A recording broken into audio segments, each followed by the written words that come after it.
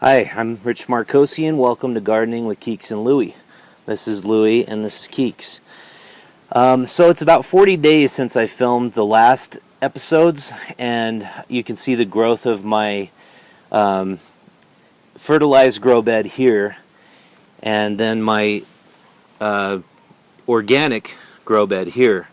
And right now I'm kind of surprised by them being very, very similar. I think that when you're talking about your beets and lettuce and kale, row crops, maybe organic is just as good as fertilizing. But I guess we'll probably see some differences later on in the season. So I want to get up and show you something that I found to be very cool that I just put in about a week and a half ago. I met a farmer out of Perry, Utah, and he told me all about his drip irrigation system and the huge amount of water that he was saving using it. He switched over to this system and found that he was saving 70% of the water that he was previously using doing flood irrigation.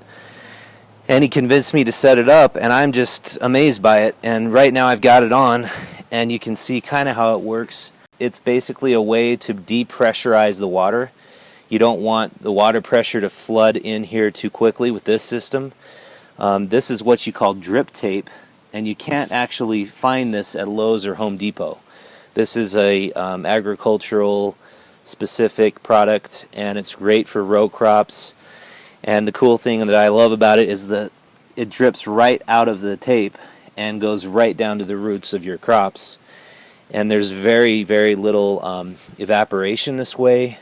There's very little waste, and I can control with this little valve whether my bed or row is getting water or not.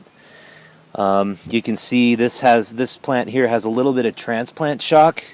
It just happened down here, but this was planted about a week ago, and this is probably close to doubled in size.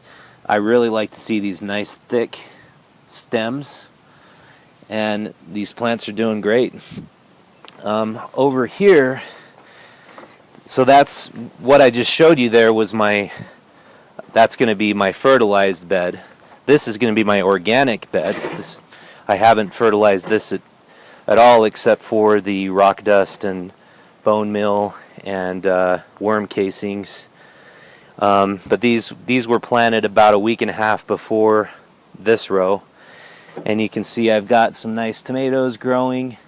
The thing that I'm noticing, though, that I'm not liking so much about these plants is that they're a little bit spindly, is the word I've heard used, meaning that the stems are not very thick. This plant here has probably the thickest stem, but this one, it just looks way too thin.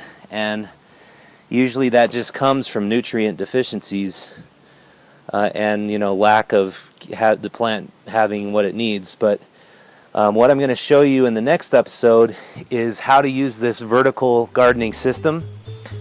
This vine here is going to be trained so it will eventually grow all the way to the top of this wire, and I'll talk more about that in the next episode.